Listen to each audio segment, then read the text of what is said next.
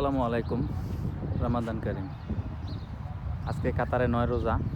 তো ইনশাল্লাহ আজকে চলে আসলাম সবাইকে নিয়ে ইফতার করার জন্য এখানে। এই যে আমাদের ইফতার এখানে রাখছি, সবাই একটু ঘোরাঘুরি করতেছে। দেখেন পার্কের মধ্যে ইনশাল্লাহ কত মানুষ। রমাদান সবার ছোটো ছোটো ছোটো ছোটো করে পার্টি, সব ধরনের পার্টি, পুরা পার্ক ভরা মানুষ বা পার্টি চলতেছে এখন, এই আর কি অবস্থা।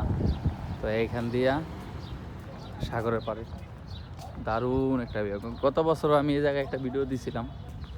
তো একটা বড় একটা ট্যুর একটা শিপ আছে, যে দেখা যাচ্ছে বড় একটা ট্যুর শিপ।